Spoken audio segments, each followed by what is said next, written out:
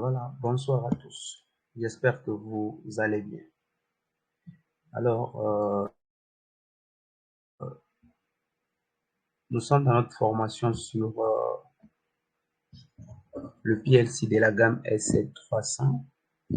Et hier, dans notre introduction générale sur le PLC de la gamme cymatique de CMS, nous avions dit qu'on avait deux PLC. D'abord, des petites applications telles que les logos, qui sont de micro PLC, qui étaient programmés sur base du logiciel Logosoft Camphor, et les anciennes versions étaient programmées sur base du logiciel Logosoft, mais les nouvelles sur le logiciel Logosoft Camphor.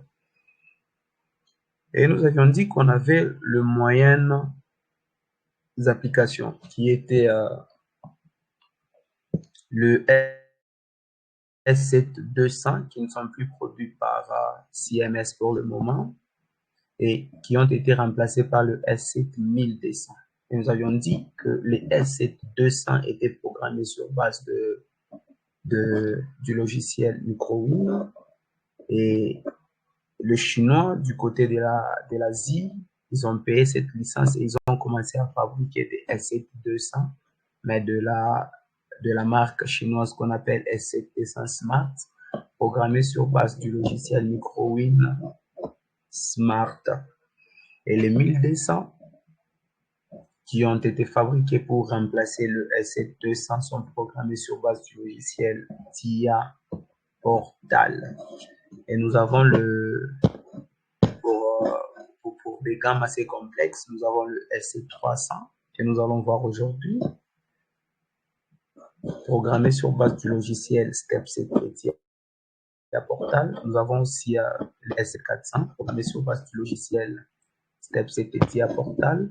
Et nous avons la version la plus complète, qui est le S7 1500, programmé sur base du logiciel TIA Portal. Alors, pour le cours d'aujourd'hui, nous allons voir la gamme de PLC S7300. Alors, chez CMS, quand vous avez le sort des PLC qu'on vient de numérer ici, vous avez du S7400, vous avez du S7200, vous avez du S7300 ou du S7500. Toutes ces gammes-là de PLC de la gamme cymatique, le PLC CMS de la gamme cymatique, toutes ces gammes-là ont plusieurs modèles de CPI. Et c'est en rapport avec le modèle de CPI qu'on peut différencier le gamme de PLC selon leur puissance. Alors ici, ça veut dire lorsque nous avons le S7312, le S7313, le S7314 jusqu'au S7319, il s'agit de la gamme cymatique S7300.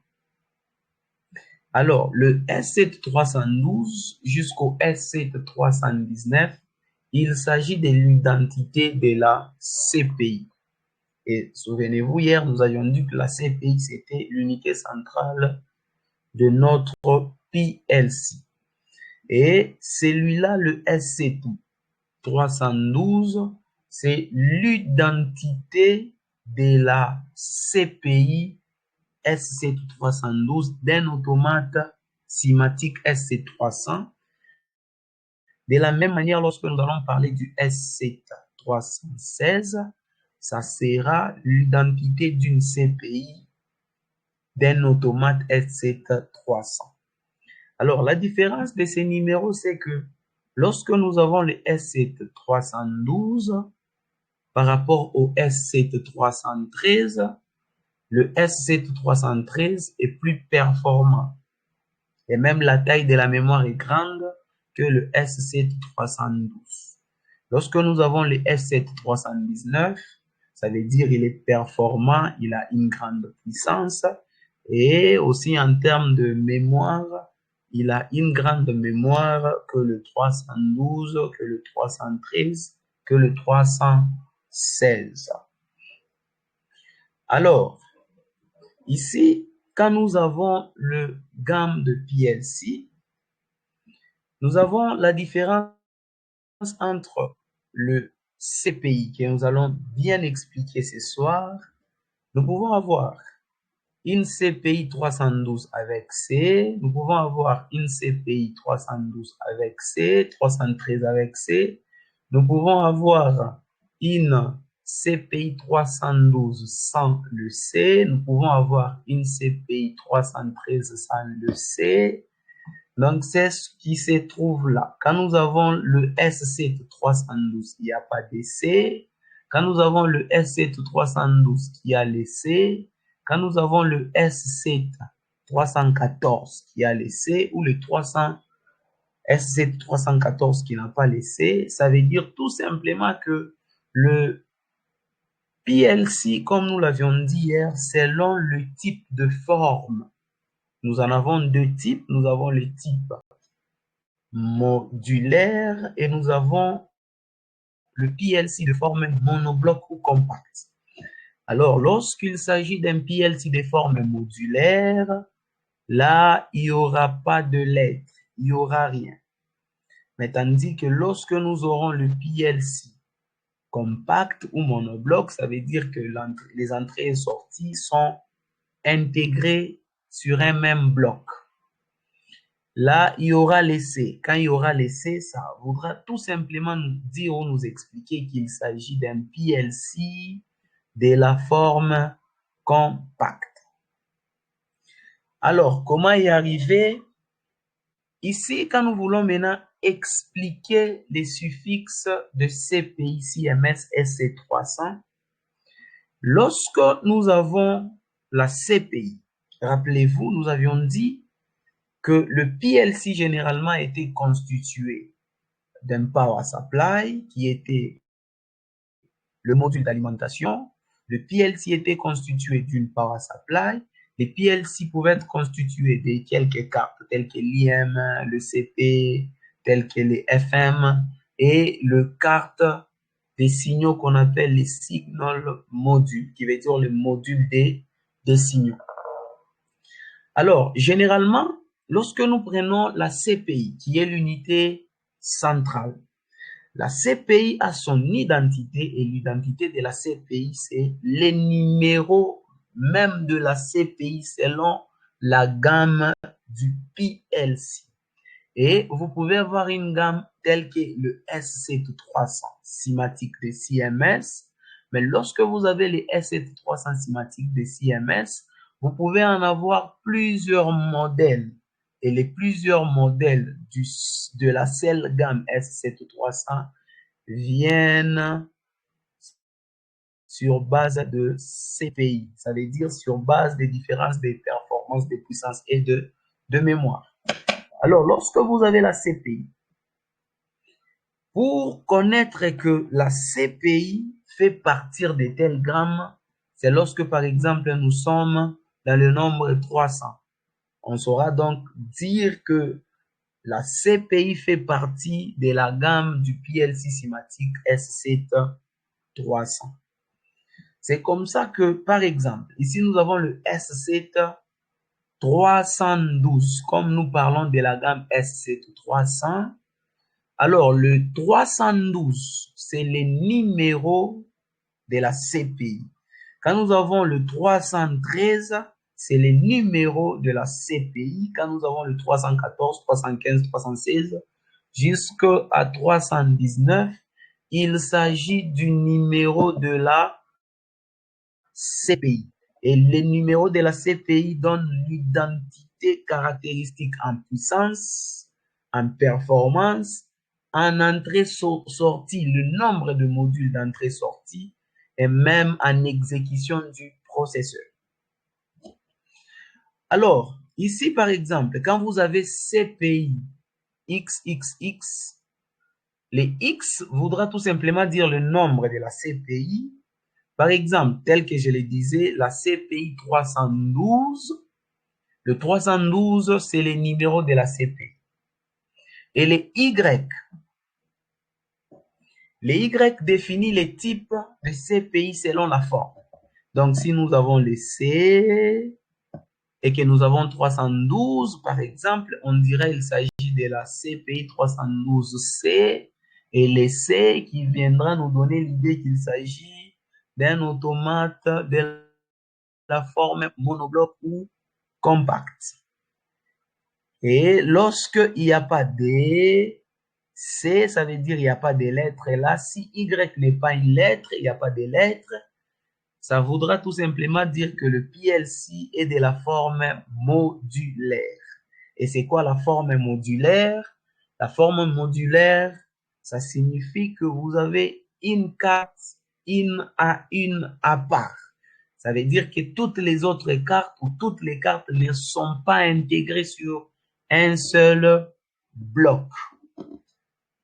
Et si les Y, c'est IFM, si les Y, c'est IFM, pour IFM, ça veut dire Integrated Function Module.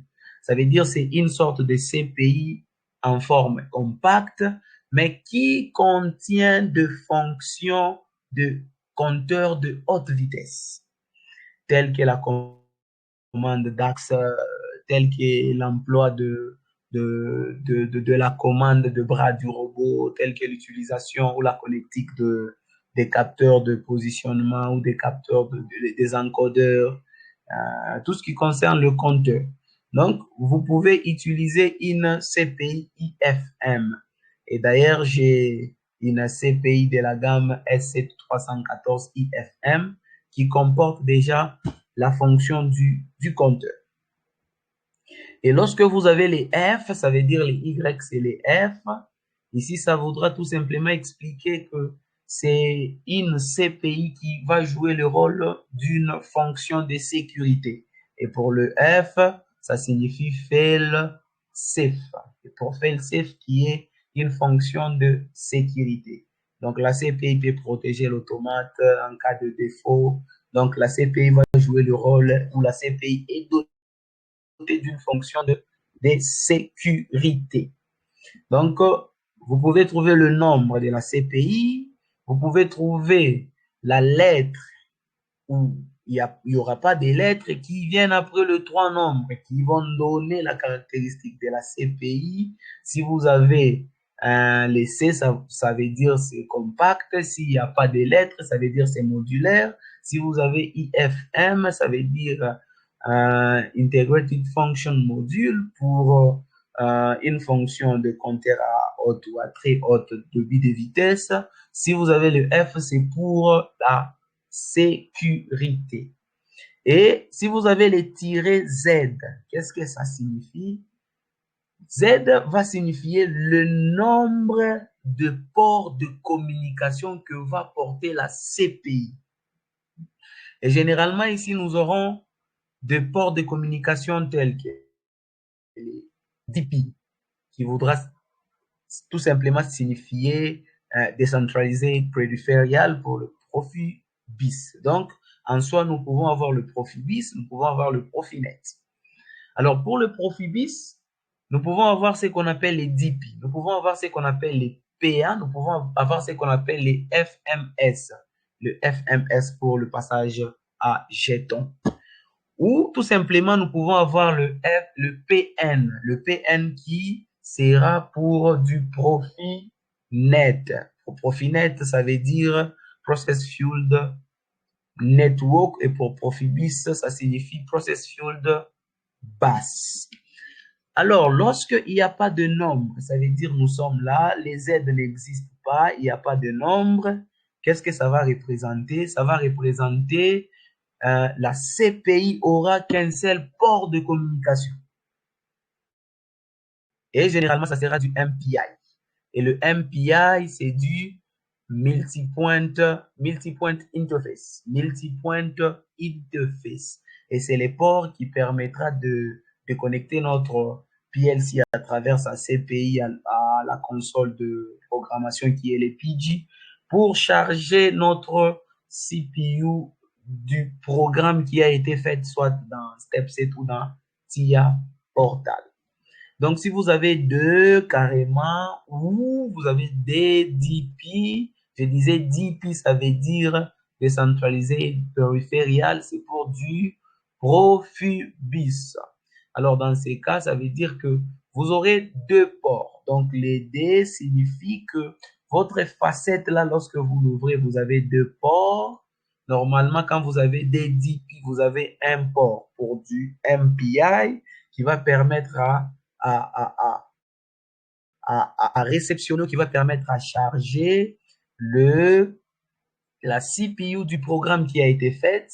Et vous aurez aussi également du DP pour la communication entre PLC et un automate esclave, ou PLC et du sumo code, ou PLC et du VSD, ou PLC avec d'autres équipements. Alors, ici, ce qu'il faudrait tirer votre attention, c'est que lorsque vous avez des DP, déjà, lorsque vous allez ouvrir la facette, on va vous expliquer ou on va écrire, il y a DP pour la communication entre des équipements et il y a MPI pour la communication ou le téléchargement du programme qui a été fait sur le logiciel. Alors, par mégarde, les deux ports ont la même configuration, la même présentation et c'est souvent standardisé par la norme électrique RS 232 ou RS 422 ou RS 485. C'est ça la norme de ces ports de communication. Nous allons voir ça lorsque nous allons parler du réseau. Donc également là, quand exemple vous ouvrez celui-là, vous avez la CPI 313C. D'abord, ça veut dire que lorsque vous avez la CPI 313C, 313, c'est les numéros de la CPI. Et lorsque vous avez les C, ça signifie justement que vous avez les entrées-sorties intégrées en un seul bloc ensemble avec la CPI. Et lorsqu'il n'y a pas tiré Z, les Z qui veut dire c'est un nombre de ports, lorsqu'il n'y a pas de nombre là, ça signifie tout simplement que le port, vous n'avez qu'un seul port qui sera du MPI et qui va justement nous permettre uniquement à recevoir le programme qui viendra du logiciel via le câble MPI. Et c'est comme là, quand vous voyez, il n'y a rien là, il n'y a pas de numéro. Ça signifie que vous avez un PLC modulaire. Alors, vous pouvez également avoir, par exemple, PTP, qui veut dire point-to-point. Alors, le point-to-point, c'est un port de communication semblable à la même configuration avec du MPI ou au Profibus DP ou également au Profibus FMS. Mais ici, c'est que ce port va permettre à ce que notre PLC à travers sa CPI, qu'elle puisse communiquer avec certains appareils tels que les imprimantes, les lecteurs de code à barre ou des caméras. Donc, on va utiliser le connecteur point-to-point, qui veut dire en français pointe à point. Donc, également, quand vous avez le connecteur ou sur votre CPU, vous avez une identité de la CPU avec son nom C ou sans C, et que si vous avez tout point-to-point, ça voudra tout simplement expliquer que vous avez un port, premièrement, qui est du MPI, parce qu'il doit toujours y en avoir, pour pouvoir recevoir le programme qui a été fait sur le logiciel, que vous pouvez télécharger ou que vous pouvez charger dans la CPU, et un autre port qui prendra maintenant l'identité du point-to-point, puisque point-to-point et MPI ont la même configuration, et les point-to-point vont nous permettre à pouvoir communiquer avec certains appareils tels que des imprimantes, des codes barres et des caméras comme on les disait, ou des lecteurs disques. Et lorsque vous avez des PN, je disais que PN, ça veut dire c'est du profit net.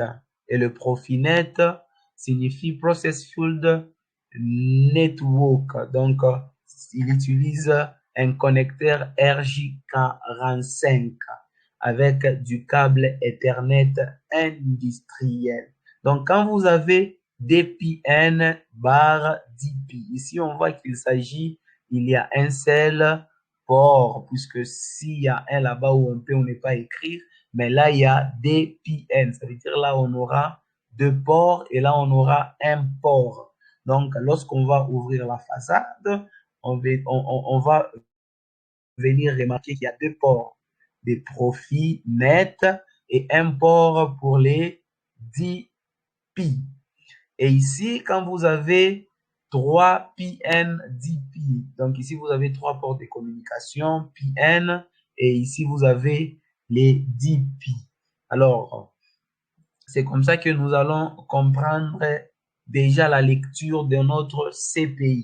Donc, notre CPI sera constitué ou sera caractérisé de son numéro qui va prendre en compte la performance, la performance, le nombre des entrées-sorties et également la taille de la mémoire.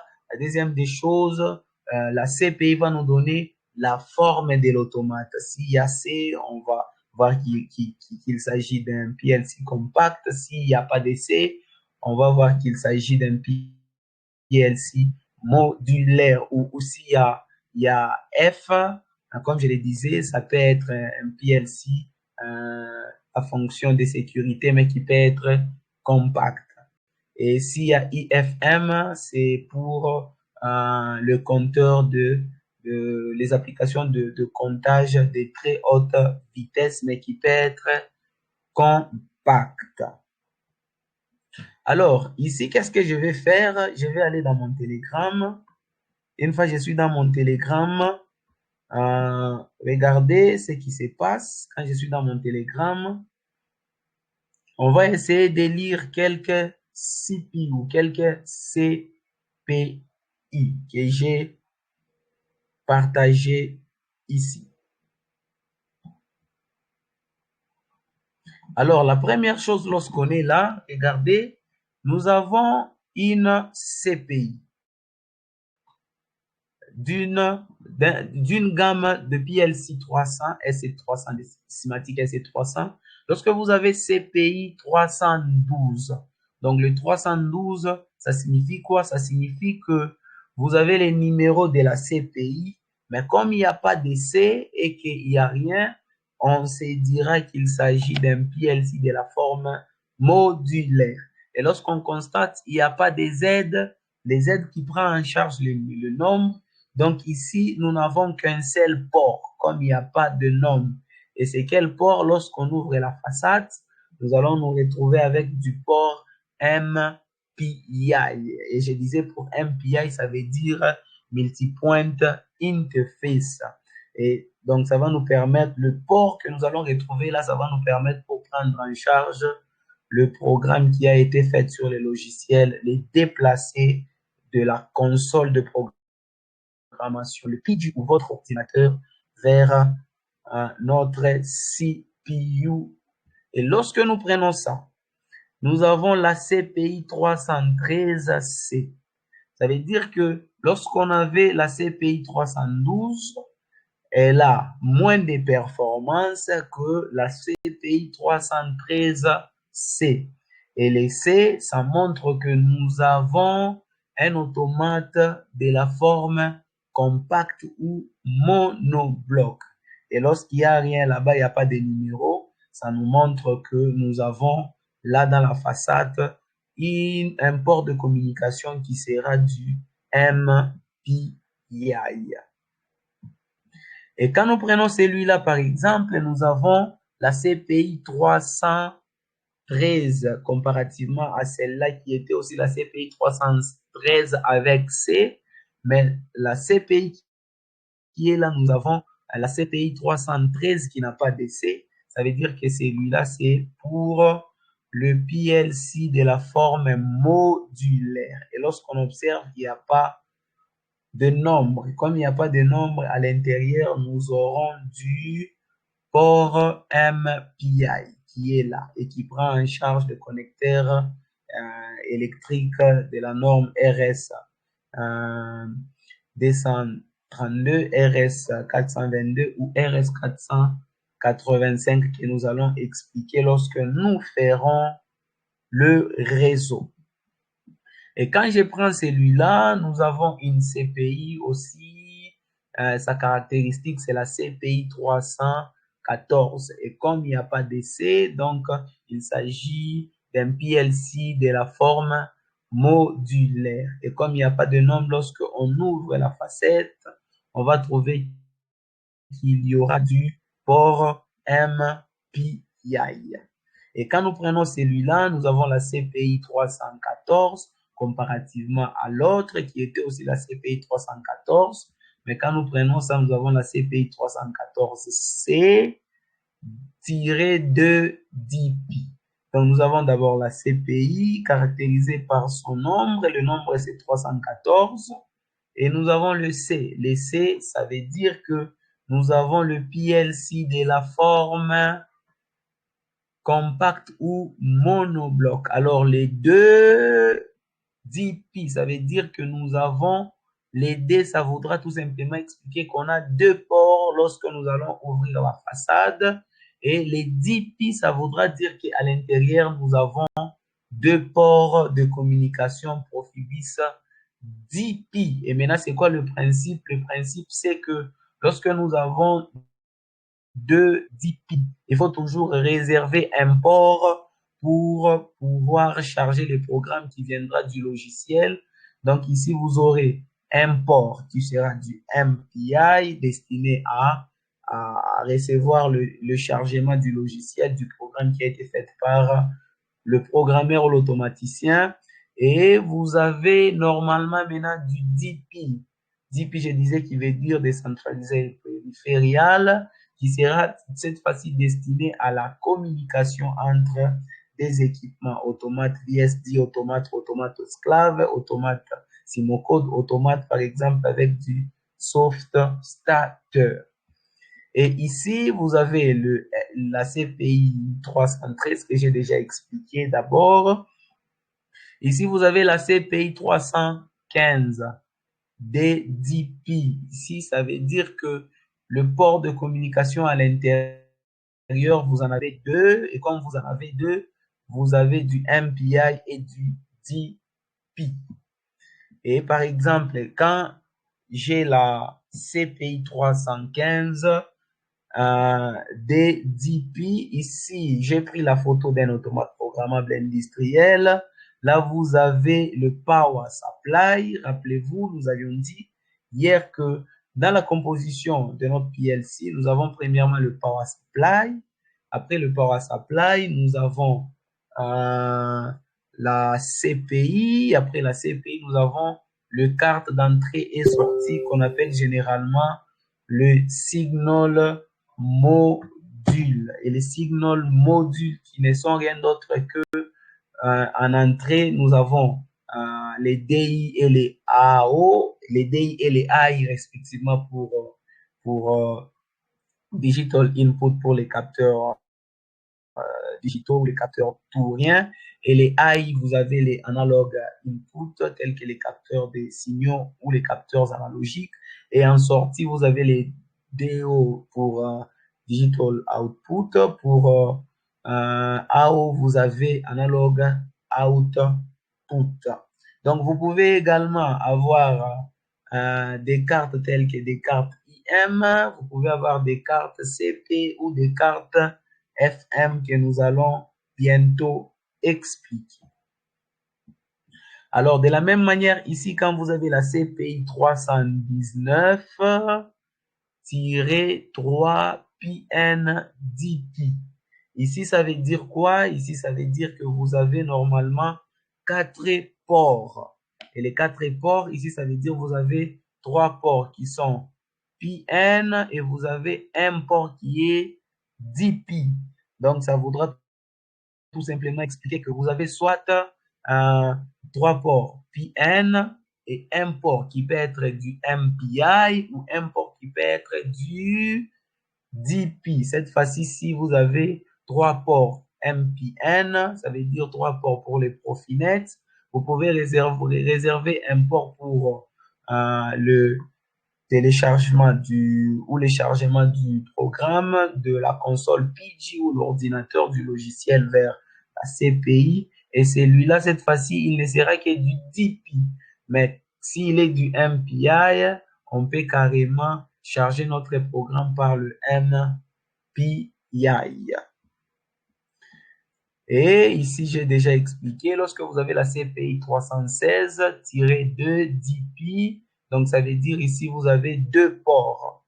Et les 2 ports, donc vous avez du MPI et du DP.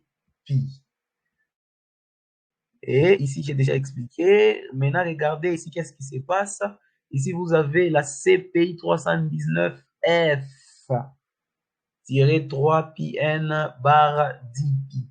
Ici, ça s'explique comme le F qui est le Y, le F, donc ça veut dire que la CPI va jouer le rôle de la sécurité. Ça veut dire que la CPI est dotée d'une fonction fail-safe, qui est la fonction de sécurité. Donc la CPI peut en même temps protéger notre PLC.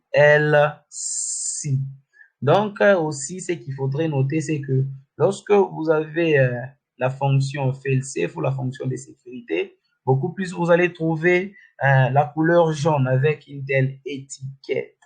Donc, lorsque vous avez une telle étiquette, quelle que soit la gamme de l'automate, que ça soit du S7 400, du S7 1200 ou du S7 1500, lorsque vous avez une étiquette en jaune comme ça signifie que l'automate ou la CPI est en train de jouer une fonction de sécurité. Donc, nous sommes là d'abord jusque là. Alors, je vais rentrer sur les livres. Quand je suis sur les livres, regardez ce qui va maintenant se passer. Donc, lorsque nous prenons l'ensemble de notre PLC, nous étions en train de dire que notre PLC était constitué de ce qu'on appelait l'alimentation, qui était destinée à recevoir la tension. On a ce qu'on venait de bientôt de parler, qui est la CPI. Nous avons une carte IM qui veut dire interface module. Nous avons le carte des signaux, donc les cartes des entrées et sorties. Et puis nous avons une carte FM qui veut dire function module. Et puis nous avons une carte CP qui veut dire communication processor. Alors, lorsque nous prenons notre module d'alimentation, nécessairement, quelle que soit la gamme de PLC que nous aurons, nous allons rencontrer des types d'alimentation. Nous pouvons rencontrer des alimentations qu'on appelle les PM. Les PM qui veut dire c'est une alimentation de puissance, de très haute puissance. Et nous pouvons rencontrer des modules d'alimentation qui sont notés PS, ça veut dire Power Supply. Et les Power Supply, lorsque nous les rencontrons, ils sont destinés à recevoir de la tension et à distribuer de la tension sur toutes les cartes de tout notre automate. Et comment se fait la transmission selon le PS? Regardez, ici, vous avez un exemple d'un automate qui est monté sur un rail qu'on appelle le rack. Donc là, vous avez le rack. Le rack, c'est un dispositif mécanique sur lequel on peut monter notre automate. Ça veut dire notre power supply, notre CPU et le carte d'entrée et sortie. Alors, ici, la seule carte ou le seul module qui est censé être alimenté, c'est le power supply. Et lorsque le power supply est alimenté, il a la fonction de disponibiliser de la tension sur toutes les autres cartes. et comment il disponibilise la tension. Et généralement, c'est une tension de 5 volts qui sera partagée partout sur les autres cartes. Et il les disponibilise comment? Il va les disponibiliser sur le rack ou au dos voilà, au dos de toutes les cartes par le bis qu'on appelle le bis de front de panier. Et ça s'est fait comment? Je vais vous le montrer.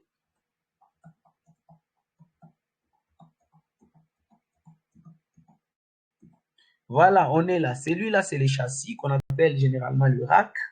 C'est sur ce rail qu'on va venir monter notre, premièrement, power supply. On commence avec les power supply et puis la CPI et puis on va suivre la configuration matérielle de notre CP, de notre PLC. Alors après ça, regardez, ici nous avons le bis des châssis qu'on appelle le bis de front de panier. Ça veut dire que lorsque vous avez votre power supply là, le power supply, ici, lorsque vous connectez ces bis sur le bis déjà de votre alimentation, parce que celui-ci sera enfiché au dos de votre module d'alimentation, donc le bis va entrer là, et lorsque le bis va entrer, il va directement communiquer à l'autre bis en série et disponibiliser de la tension. Et la tension qui est disponibilisée là peut être appliquée d'un côté sur la CPI et d'un autre côté, toujours sur la CPI, on peut brancher l'autre bis de front de panier qui va disponibiliser 5 volts ici. Et c'est comme ça qu'on va dispatcher ou distribuer ou véhiculer la tension sur toute le carte. Alors, vous avez un exemple ici. Regardez, là, vous avez la face avant de votre carte. Là, vous avez la face arrière. Et ici, c'est là qu'il y a de connexions ou des connectiques. Et c'est sur ces connexions-là qu'on viendra prendre le bis de front de panier qu'on va monter là. Donc, si on monte une partie là, cette partie va ramener en série l'alimentation à ces niveaux-là, comme on l'a vu tantôt ici. Donc, il s'agit de ces systèmes. Donc, l'alimentation qui est ramenée là, on va prendre une partie de votre carte, quelle que soit la carte, que ce soit la CPI ou les cartes d'entrée et de sortie. On va disponibiliser une tension là. On va prendre un autre bis de fond de panier qui va ramener la tension là. Et c'est comme ça qu'on peut monter nos cartes sur le bis de front de panier pour un automate modulaire. Donc, vous avez ça. Regardez. Donc, ici, vous avez des connectiques. Et les connectiques qui sont là. Là, vous avez les profilés des connexions. C'est par là qu'on peut faire la connexion sur le rack. Le profilé, on les appelle le profilé des connexions. Et ici, vous avez les connectiques. Et regardez généralement ce qui se passe. Donc ici, vous avez le power supply, les power supply qui communiquent directement avec la CPI. Donc la CPI va prendre en charge la tension d'alimentation qui vient du power supply et la CPI va chercher à disponibiliser 5 volts sur toutes les cartes. Et nous allons voir pourquoi c'est 5 volts. Donc là, vous allez prendre le premier bis de fond de panier que vous allez monter là avec les systèmes qu'on venait de voir là. Donc, le port entre là et un port reste en l'air et sur lesquels on viendra déposer une autre carte.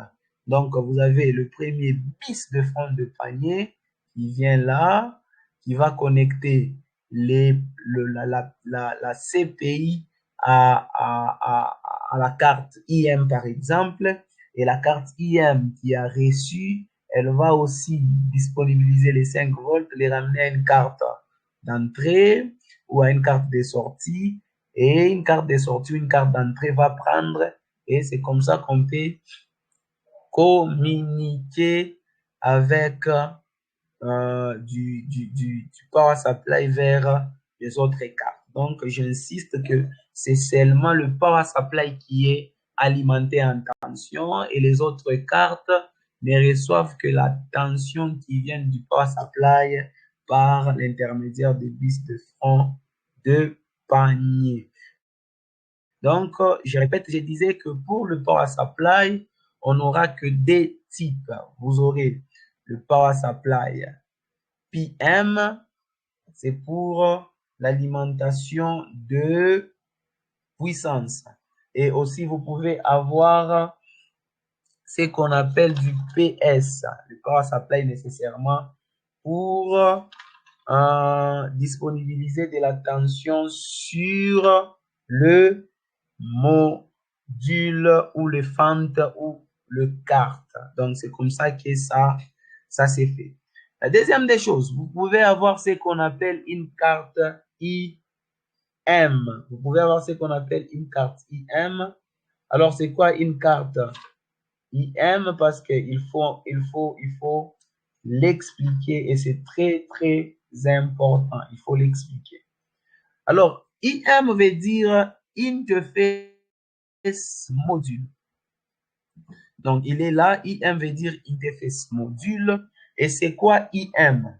IM, c'est une carte qui nous permettra de faire l'extension ou la déportation d'un programme qui se trouve sur un automate de base. Un automate de base, c'est un automate qui a la CPI. Et c'est la CPI qui vient donner l'intelligence. C'est la CPI qui vient donner l'intelligence. Parce que hier, nous avions dit que la CPI était constituée du cerveau. Alors, l'automate de base, c'est généralement le S7200, S7300, S7400, S7200, S7500. C'est celui-là qui a la CPI et qui contient le programme afin que le programme soit exécuté. Alors, la carte IM, c'est une carte qui vient nous aider à faire la déportation. C'est une carte qui vient nous aider à faire l'extension. Ça veut dire à venir ajouter un autre automate sur notre automate de base. Et l'automate qui vient s'ajouter sur notre automate de base, c'est un automate qui n'aura pas de CPU. Alors, il faut bien l'expliquer. Regardez ce qui se passe.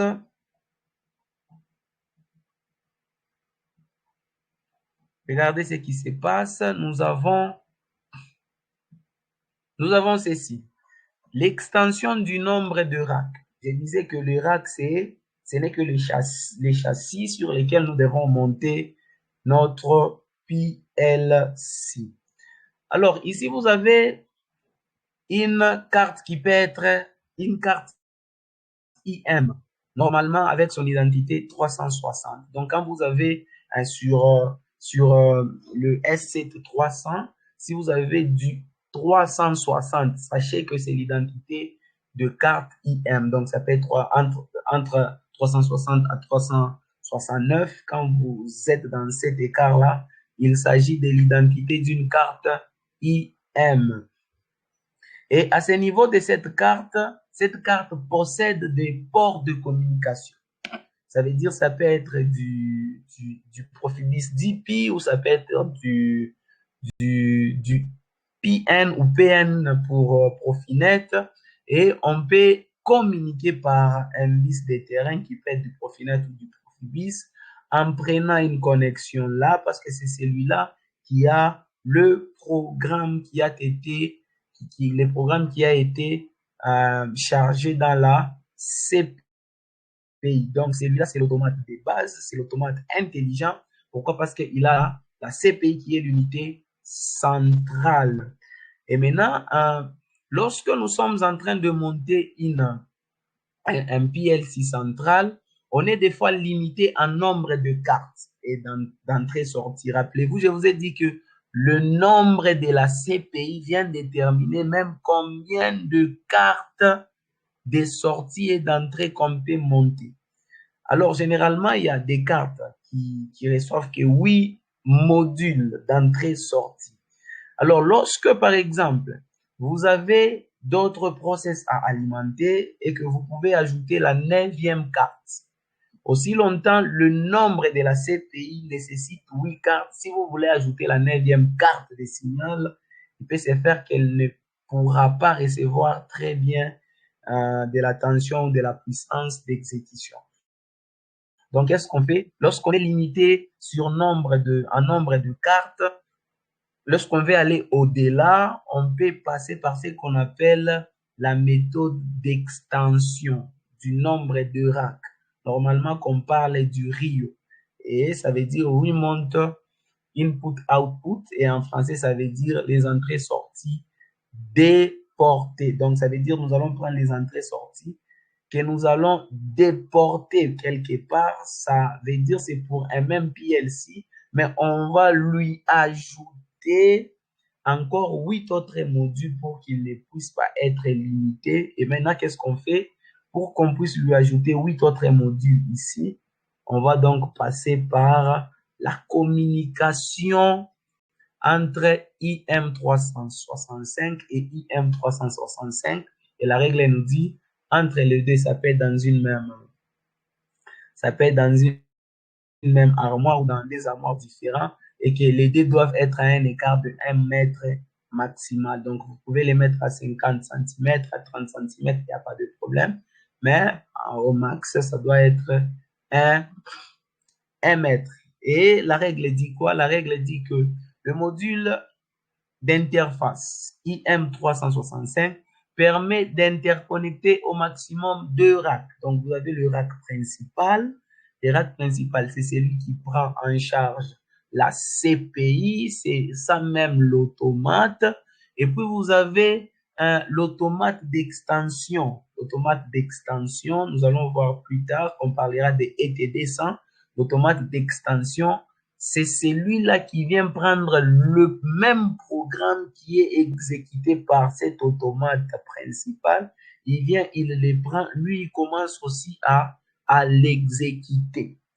Donc, tout simplement pour dire que lorsque on veut déporter un programme d'un automate central à un automate d'extension, on peut passer par une carte IM365, entre 365 et 365. Donc, IM365 peut être le sender, ça veut dire il peut être l'émetteur, et IM365 peut être également le récepteur ou le receiver.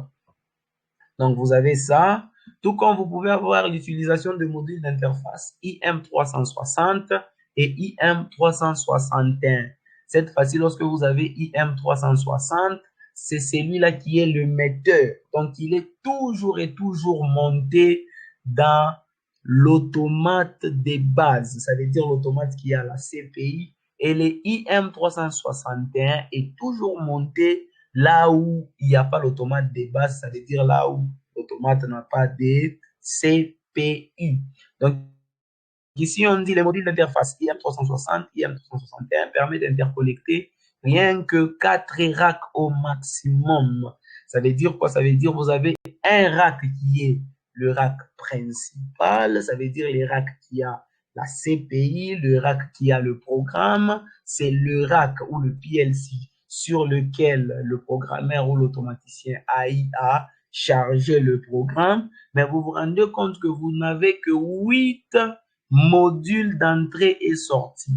Et comme vous voulez assez que vous puissiez aller au-delà de 8, au-delà de 24 ou au-delà de 32, vous pouvez passer par la méthode d'extension du module IM360 et IM361. Donc, le PLC de base, il prend IM360 et les 3 autres PLC d'extension, ça peut être dans 3 armoires différentes, ça prendra que le IM361 et on peut communiquer entre les deux par un câble de terrain ou un bus de terrain qui peut être du Profibus. Alors, une fois que vous avez ça, la distance entre IM360 et IM361 va aller jusqu'à 10 mètres. Ça peut être à 5, ça peut être à 4, mais ne jamais dépasser les 10 mètres. Lorsque vous dépassez les 10 mètres, vous allez perdre en capacité ou en puissance. Donc, je disais que les modules IM, c'est les sender, donc ça veut dire c'est l'émetteur. Il sera connecté sur les racks principales et les IM, c'est les receivers. Il sera connecté sur le rack d'extension qu'on appelle les racks de déportation. Et à noter que chaque rack ne va prendre que 8 modules d'interface. Et donc, ici, regardez très bien, lorsque vous voulez connecter ou faire la déportation ou l'extension du PLC, par exemple, et qui a une carte IM360, vous avez la possibilité d'ajouter 4 racks et que chaque rack à un autre puisse être à une dimension maximum de 10 mètres. Donc, celui-là, c'est du IM360 entre le premier qui est le PLC principal, celui qui a la CPI et le deuxième, il y a une distance de 10 mètres. Là, on peut mettre du IM361, IM361, IM361. Donc, vous avez ça. Et ici, on vient résumer, on vient nous dire que la CPI IM, quand on a IM 361, il s'agit de la CPI. Maintenant, lorsque nous voulons mettre la distance entre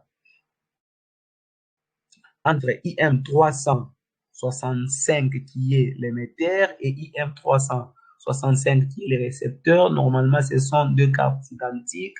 On respecte au max une distance de 1 mètre.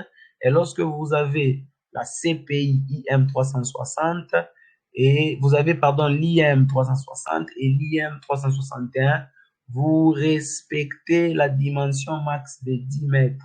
Et ici, vous avez la possibilité d'ajouter 3 racks, ça veut dire 3 PLC avec 3 IM361. Donc ici, je peux aussi préciser que celui-là est connecté. Lorsqu'il est connecté, uniquement, on peut partager la tension sur toutes les autres cartes, comme j'ai expliqué. Alors ici, celui-ci est aussi connecté en tension. Comme l'autre est connecté en tension, celui-ci est connecté en tension. Il est connecté en tension et puis en bus. Donc là, il y a un bus qui prend le programme là, qui l'amène là. Maintenant, pour disponibiliser la tension, parce que la tension ne vient pas du bus, du Profibus par exemple, mais la tension viendra de là. Donc, il faut l'alimenter. Et tout en sachant qu'il ne va prendre que 8 modules d'entrée et sortie. Donc ici, généralement, vous avez le PLC central. Donc, vous avez le PLC de base. Donc là, vous avez une carte IM qui est là, qui a d'ailleurs un port qui est montré là. Et ici, directement, vous n'avez pas de power supply. Donc, il ne faut pas mettre le power supply. Donc, celui-là viendra avec son power supply. Donc, il viendra avec son alimentation. Et vous allez connecter, par exemple, du Profibus DP ici vers là, tout en respectant la dimension qu'il nous faut. Alors, après ça, j'étais sur la composition du PLC. Vous avez après ça une carte qu'on appelle la carte FM. Je disais que la carte FM, ça veut dire tout simplement Function Module. La carte FM veut dire une carte Function Module. C'est une carte technologique. Donc, quand vous avez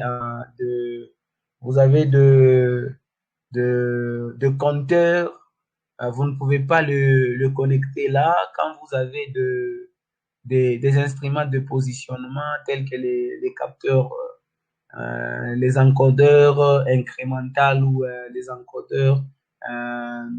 encodeurs incrémentaux ou les encodeurs absolus, vous ne pouvez pas les connecter là. Vous allez les connecter sur une carte technologique parce que la carte FM prend en compte un très haut débit. Elle a la capacité de prendre le comptage à très haut débit. Lorsque vous avez le positionnement tel que le positionnement d'un bras de robot, vous pouvez venir connecter sur une carte FM. Donc, la carte FM permet de faire quoi? Elle permet d'effectuer des fonctions spécifiques que la CPI ne peut pas faire. Donc, parmi le module de fonction, on a par exemple, donc quand nous avons le module de fonction, on a par exemple, je pense que je dois aller dans mon Telegram. Et lorsque je vais dans mon Telegram, je suis là. Je dois chercher puisque j'ai envoyé ça.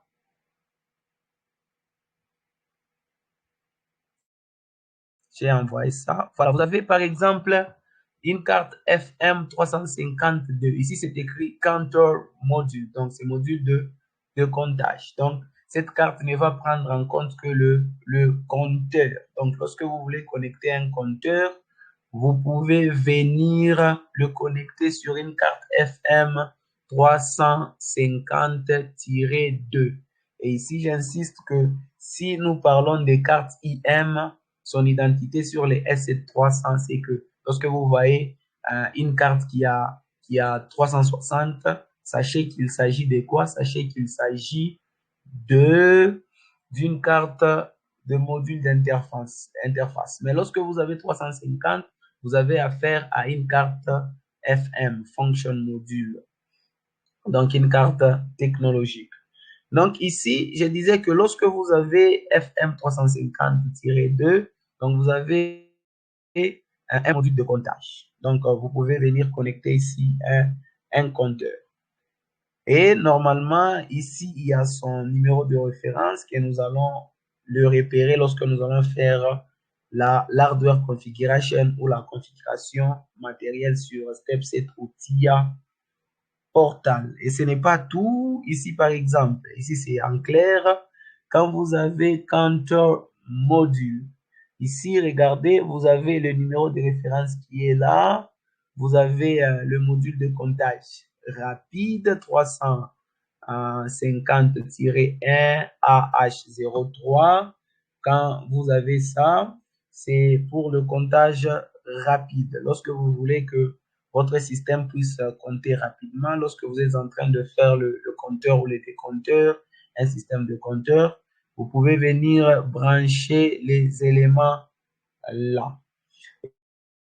Et ce n'est pas tout. Par exemple, quand vous avez aussi ça, FM 351. Donc, lorsque vous êtes dans le 350 à 359, par exemple, et là, vous avez l'identité selon CMS de FM, de carte de fonction, function module. Et lorsque vous avez les modules FM 350-1AH01, ça c'est pour le positionnement. Donc pour le positionnement, les start drivers, vous avez tout ce qui va avec. Donc vous avez ça. Et ici, j'aimerais insister, puisque je n'ai pas fait mention de ça dans le livre. Lorsque vous avez une carte avec mention SIWAREX, une carte avec mention SIWAREX S300, sur un module S300, vous trouvez une carte SIWAREX. Ça veut dire que c'est une carte qui prend en compte les instruments, les capteurs de pesage tels que les capteurs de poids, le pinçon ou le capteur de force. Donc, tout le capteur de poids ou les capteurs de force viennent s'interconnecter sur une carte SIWAREX. Elle a la capacité de supporter ces instruments-là. Et je pense que les nécessaires est sur la carte FM. Et lorsque nous prenons la carte CP, la carte CP, elle a quel rôle? La carte CP a pour rôle d'ajouter des ports de communication à la carte CPU, à notre CPU. Je prends un exemple, vous avez un S7300 de la gamme sématique de CMS et que le numéro de la CPI, par exemple, c'est CPU 315. Vous avez CPU 315, par exemple. Il n'y a pas d'ajout. Ça veut dire il n'y a pas d'essai, par exemple, où il n'y a pas de numéros. Déjà, c'est qu'on a vu que s'il n'y a pas de numéros, il n'y a qu'un seul port et c'est du MPI. Cette fois-ci, lorsque on veut communiquer ou faire l'extension ou communiquer avec certains éléments tels que nous voulons communiquer avec des OLM, Optical Link Module pour la conversion de Profibus fibre optique. Nous allons voir ça lorsqu'on fera du réseau ou lorsqu'on veut communiquer avec un PLC avec du VSD, un PLC avec du Simocode. Lorsqu'on se rend compte qu'au niveau de la CPI, on est limité en termes de port, ou au niveau de l'IM, où il n'y a pas l'IM, où on est limité encore au niveau de port de l'IM, on peut cette fois-ci ajouter une carte qu'on appelle une carte CP. Et cette carte CP, elle est faite uniquement de ports de communication. Et si par exemple, elle a 5 ports de communication, mais lui, là, la CPU n'a que un port de communication. Ça veut dire les 5 ports de communication viennent s'ajouter sur le seul port de communication de la CPU. Et c'est comme ça qu'on peut dire que l'ensemble de notre PLC a 6 ports de communication. Alors là aussi, il faut les signaler. Nous pouvons avoir le port de communication point-to-point, nous pouvons avoir du Profibus, nous pouvons avoir du Industrial Ethernet. Alors, qu'est-ce que je vais faire? Je vais aller dans mon Telegram. Et lorsque je suis dans Telegram, on essaie de regarder celui-là, c'est CP340, si vous essayez de bien voir. Alors, lorsque vous avez CP veut dire Process Communication ou Communication Process. Ça veut dire c'est le module de communication. Alors, pour le module de communication, comme je disais, il va permettre de fournir des interfaces de communication supplémentaires à une station CPU. Alors, pour la gamme S300, on distingue normalement plusieurs sortes de modules de communication, entre autres. Nous avons premièrement la CP ou les CP340. Lorsqu'on a les CP340, il est destiné normalement à la communication point-to-point. Et le point-to-point, rappelez-vous, au début, je disais que point-to-point, MPI, DP et FMS. Les tout prennent en charge quoi? Les tout prennent en charge la connexion standardisée des RS232, RS422 ou RS485. Donc, je disais, lorsque vous avez aussi l'identité chez S7300 pour la gamme cinématique de CMS, lorsque vous avez les S7300, lorsque vous rencontrez une carte qui se trouve entre 340 à 349, sachez qu'il s'agit de l'identité d'une carte ou d'un module de communication CP qui permet d'ajouter de ports à une CP, à une CPI. Voilà.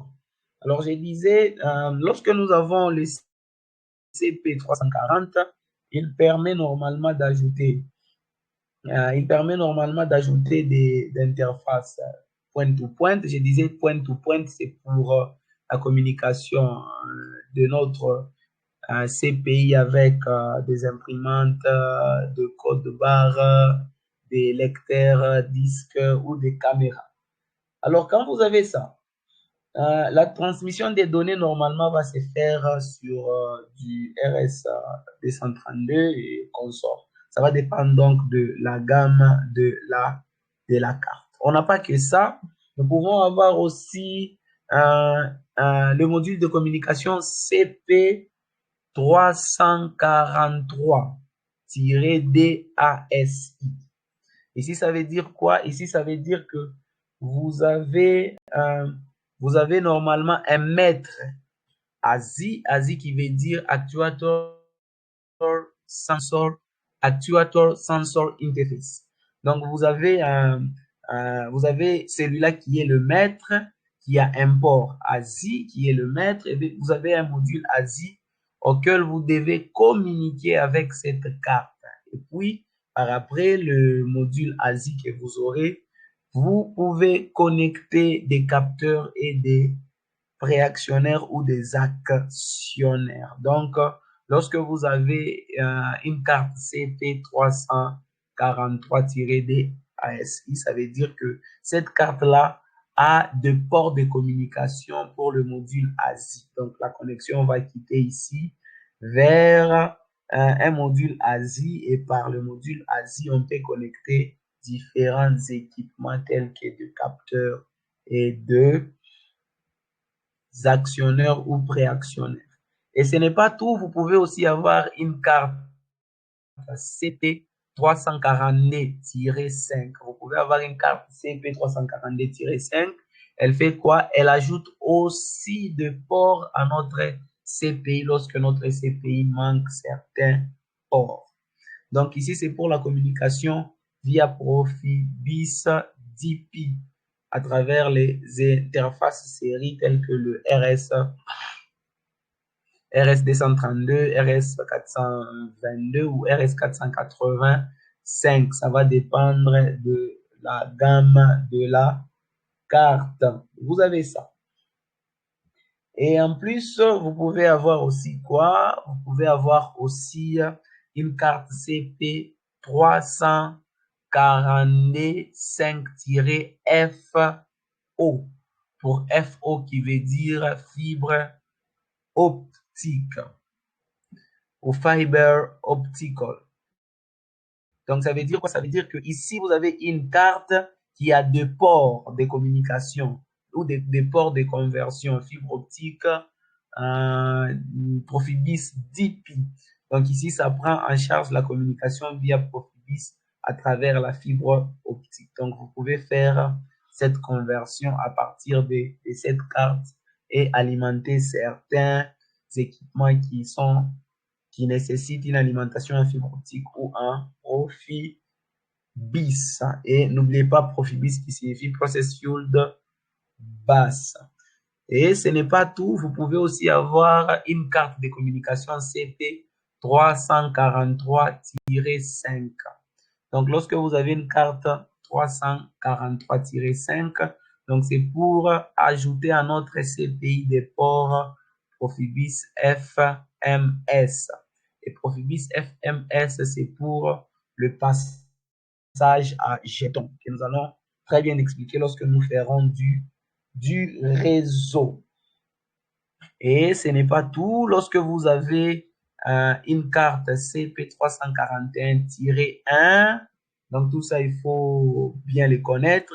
Lorsque vous avez une carte CP343-1, c'est pour la connexion via le câble Ethernet industriel. Et le câble Ethernet industriel prendra en compte un connecteur de RJ45.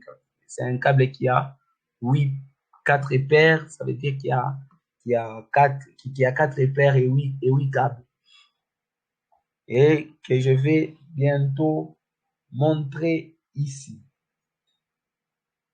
Donc, vous avez ça. Normalement, ici, pour reconnaître qu'il s'agit d'une carte qui vient ajouter les ports à notre CPI, les ports qui sont le port Ethernet, normalement qu'on appelle les ports TCP/IP. Nous allons voir ça. Donc, c'est CP, ça sera CP340-1 LIN pour L-E-A-N, qui sera LIN, et ça sera comme ça. Lorsque vous voyez les LIN, donc ça prend en charge les câbles Ethernet TCP/IP. Et donc là, j'ai l'exemple d'un câble qui est le Profibus, ça peut être du Profibus DP. Donc, vous avez son connecteur là, son connecteur qui est là, qui prend en charge le RS 232 ou le RS 200, le RS 422 ou le RS 485. Et là, vous avez un câble Ethernet. Et ces câbles Ethernet, il prend en compte un connecteur TCP/IP avec son soulier du RJ45. Et je peux ajouter aussi ceci. Donc, lorsque vous avez une CPI avec une mention C+, donc quelle que soit la gamme, sur les S7300 ou sur les S7400, S7200 ou S7500, lorsque vous avez une CPI, vous reconnaissez que c'est la CPI, mais au lieu qu'on puisse écrire CPI, mais on écrit C+. Ça veut dire que c'est pour...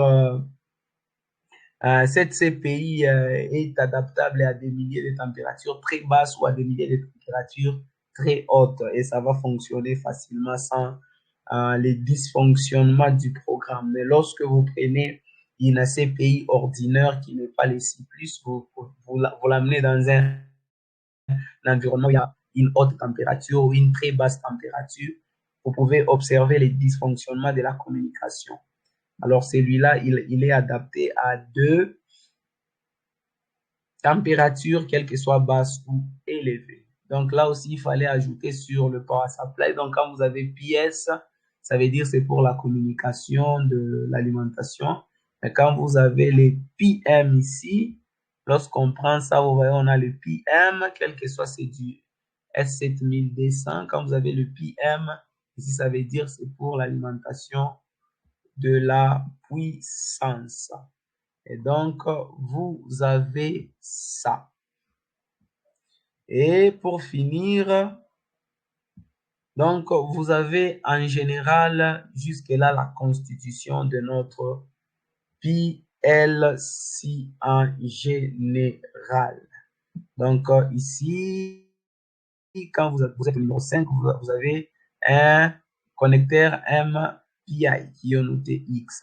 Donc, prochainement, qu'est-ce que nous allons faire? Prochainement, nous allons parler des LED, des signalisations. Nous allons parler de la MMC, donc la micro memory card. Nous allons parler du sélecteur run stop MRS. Qu'est-ce que ça signifie? Et nous allons aussi parler de carte d'entrée et sortie. Nous allons parler d'un byte, nous allons parler d'un doublement, nous allons parler des bits. Ça veut dire quoi? Et après ça, nous allons prendre notre logiciel. Et donc, portez-vous très bien chez vous et à plus. Bonne soirée à vous.